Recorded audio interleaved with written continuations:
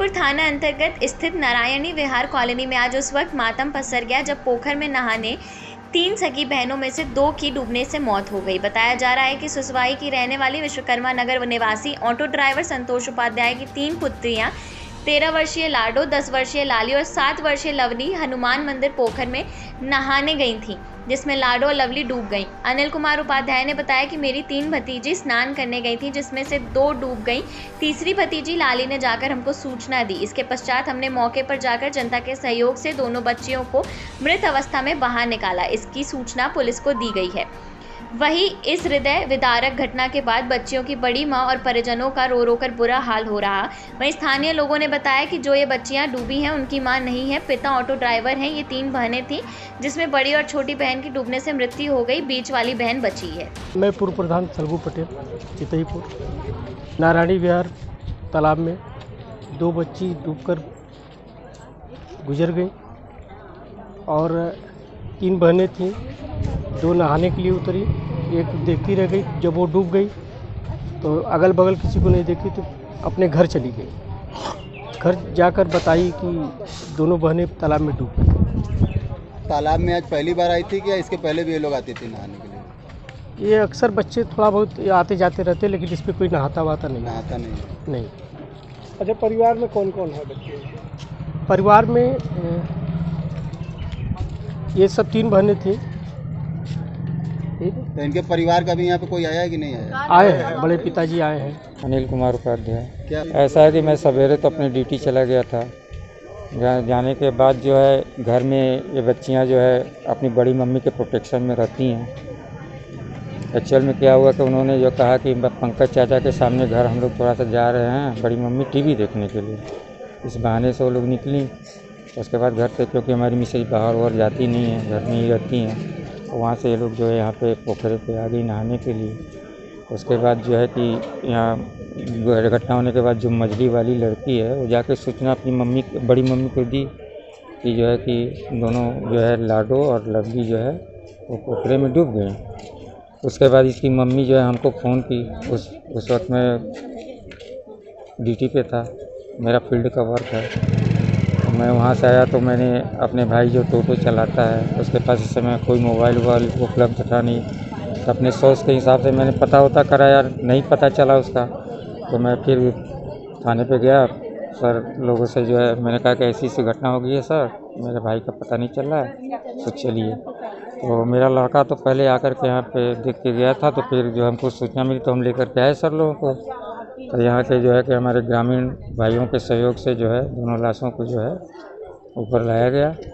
और कितने लोग आए थे तालाब में नहाने के लिए?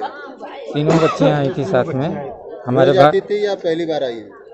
अब ये तो सर देखिए, हम तो बाहर फील्ड में रहते हैं, हम देखे नहीं हैं। हो सकता है आती भी रही होंगी। क्या क्या नाम है? बड़ी वाली लड़की का नाम है लाडो, उम्र 13 साल। और उसके बाद मजली जो कि अभी घर पे है वही सूचना दी थी, उसका नाम है लाली, उम्र उसका 11 साल है।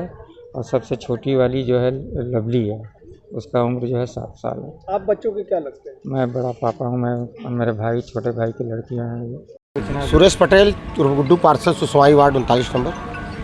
गुड्डू जी, क्या घटना घटित हुई? आज घटना जो कि हमारे वार्ड के अनिल जी हैं, अनिल भी हमारे साथ हैं, उनके छोटे भाई संतोष जी की बिटिया लाडो और एक उससे बड़ी बहन, 2 लोग, एक 6 साल की और 13 साल की बच्चियाँ घर से अपनी बड़ी माँ, चूँकि उनकी माँ नहीं है, कुछ दिन पहले गुजर चुकी हैं, तो अपने बड़ी माँ से कह के आई कि मैं पड़ोस से आ रही हूँ, पड़ोस के घर से। और वो सब चली आई चितईपुर तालाब जो पोंगलपुर में है, वो तालाब पर चली आई और वहाँ नहाने कैसे वो अंदर गई नहाने के दौरान और दोनों डूब गई। और मालूम चला जैसे कि लोगों के माध्यम से, तो हम लोग मौके पर पहुँचे। उसके बाद अभी चितईपुर थाने पर आया गया है। ये घटना है, ये लगभग हमें लगता है 1:30 से 2 बजे की घटना है। प्रशासन द्वारा क्या मांग है आपकी? हम लोग को प्रशासन द्वारा ये मांग है कि मैं एसडीएम सदर को बार बार फ़ोन कर रहा हूँ, मैं पार्षद हूँ, मेरे वार्ड की ये घटना है, लेकिन उनका फ़ोन नहीं उठाया जा रहा है। उन कई बार करने पर फ़ोन नहीं उठ रहा है।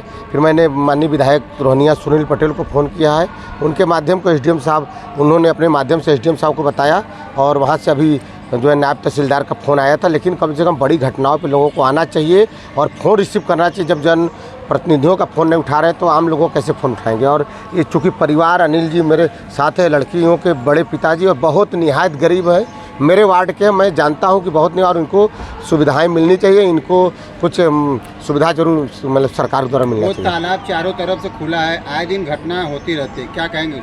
मैं इसमें यही कहूँगा कि यहाँ के जो पार्षद जी, करौदी वार्ड के जो पार्षद जी हैं वो भी साथ में हैं। मैं उनसे बात किया, जैसा कि उन्होंने बताया, और मैंने नगर आयुक्त और चीफ इंजीनियर से बात किया है कि अमृत योजना में वो तालाब है, लेकिन मैं यही चाहूँगा कि चूँकि अमृत योजना की लिस्ट में अगर तालाब है तो उस पर काम लगाया जाए कि आगे से कोई ऐसी घटना फिर न घटे, उसे जल्द से जल्द उसको बनाया जाए। तालाब और पोखरे पे करोड़ों अरबों रुपए खर्चा हो रहा है सरकार की तरफ से, ऐसी घटनाएं हो रही हैं जो कि बच्चियां 9 साल 11 साल की मर जा रही हैं, उसके बाद भी एडीएम सिटी नहीं आ रहा है। मैं यही कह रहा हूँ ना कि भाई हमारी प्रधानमंत्री जी का क्षेत्र है, हम लोग उनके सिपाही हैं, और इस तरीके की घटनाएं घट गई हैं तो उनको आना चाहिए, अधिकारियों को तत्काल यहाँ पर आना चाहिए और परिवार को उचित मुआवजा देना चाहिए। मैं फिर मांग करूँगा जिलाधिकारी के माध्यम से और आप लोगों के माध्यम से कि इस तरीके का जहाँ भी घटना वो लोग आएँ और परिवार को, चूँकि गरीब परिवार, इनको पूरी मुआवजा दिलवाया जाए। वर्तमान में आपकी सरकार है, आपके सरकार की तरफ से परिवार को क्या मदद मिलेगा? मैं इस बात को रखूँगा, अपने जो भी है प्रभारी जी लोग हैं, जो भी हैं, अनिल भैया हैं, उनके बड़े पिताजी,